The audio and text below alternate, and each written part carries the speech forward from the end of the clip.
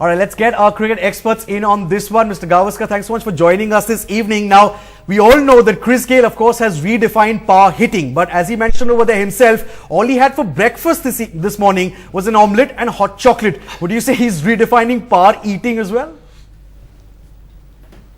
Don't forget the pancakes, he said. I had an omelette, pancakes and a hot chocolate. The pancakes important as well.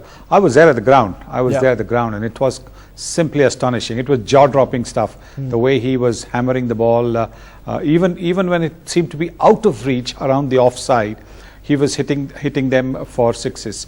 And you know what? Normally when batsmen hit a six, you know, they have this little arc, so they normally can go from, say, long off to square leg.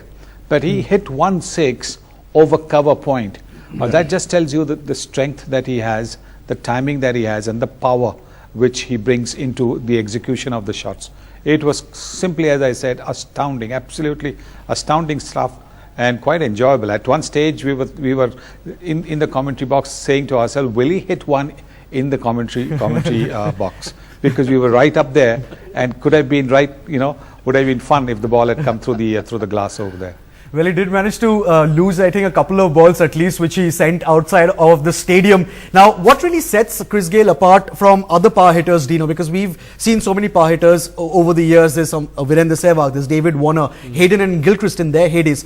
What sets Chris Gayle apart from all these guys? Well, his bat is unbelievably very good, but I think it's about the power and the grace that he's got. A lot of people said it was pure violence and he just decimated the attack. Well, he did, but I think that's giving that innings a bit of an injustice. I just love the poise and the power. He never overhits the ball. He gets the ball in the middle. They're sending panel beaters now to fix the stadium up, or the roof. The fascia's been dented a couple of times. It's been an amazing knock. And I want to ask Farokh a question here, because you made, Farokh, you made a 100 off 46 balls, and you smashed Lily and Tomo and all that to all parts.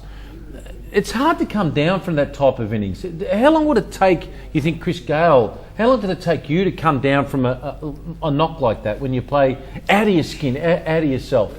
Well, I think one is on a high, you know, and you just believe in yourself, and one of those days when everything goes right for you.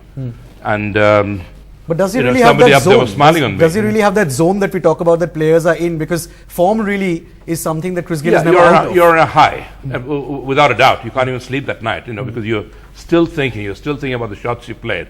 But you asked Sunny about the breakfast he had. I think Jamaican patty or jerk pork are the two most popular Jamaican dishes, you know. But he's got a big bat and a high swing, big swing. You know, it's almost like a golf shot. You know, the way even if he misses it, a bit like Clive Lloyd, left-hander, you know, even if he misses it, it goes for a six with these superb bats that they have. Sonny Boy, did you have the same question, the same problem with some of the great knocks that you did? Did it take you 2 or 3 days to get over it? Like, do you actually sit back and have a quiet 10 minutes to yourself and say, let's just work out exactly what I've done there? Have you ever?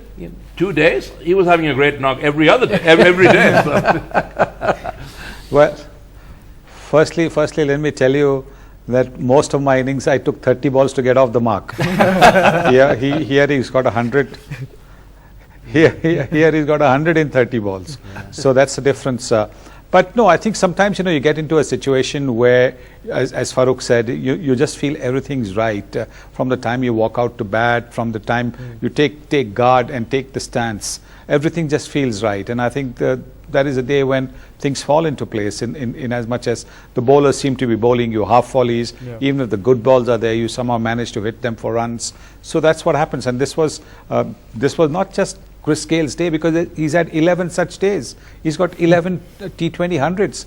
That's tremendous. I mean, 100 in limited overs cricket is not easy to in a 50 overs game. To get it 11 times in a 20 over format just tells you how good the player is. And Sonny, don't tell me that the computer. Do you remember the day at Lord's? The computer guys and stuff like that. Huh? No, just one thing there, Sonny, if I could quickly say that he had a presence of mind, Gayle, that halfway through the innings after 100, he sort of tried to re-establish himself, trying to understand, well, okay, I've played out of my skin here, let's try and get maybe past McCullum's 158 or whatever it was. just to have that presence of mind. Most guys would keep swinging, but he didn't, did he? No, he didn't, because if you saw the previous game, he got 49 out of I think 44 or 45 deliveries, and the only time he went over the runner ball was when he hit that last ball for a 6. He was there for 43 or 44 deliveries. The winning it was a 6 just 2 days ago when the Bangalore team won. So he can mix his game up, and I think over there the way he's taking responsibility, he's realizing that if he can get a good score, if he can get even 50, 60, then his team is going to get at least another 100 more. And Virat Kohli said at the toss that he would like maybe about 160, because that's the score they had defended a couple of days earlier. Well, he got 260, and that was thanks to Chris Gayle's batting. Well, I guess the Bangalore Royal Challengers team, they assess and reassess Chris Gayle's role with every match that they play, depending on whether they are batting first or whether they are chasing, and Gayle plays accordingly. But Farokh, how do you see Bangalore's future in the tournament going ahead? Because Gayle almost single-handedly took them to the final, if I remember correctly, 2 seasons back. As Sunny said, Gayle plays smart cricket. He just doesn't bang bang. He waits for the situation. He waits for the right balls. He waits for his eye to set in. And then he believes he's got that ability to back himself.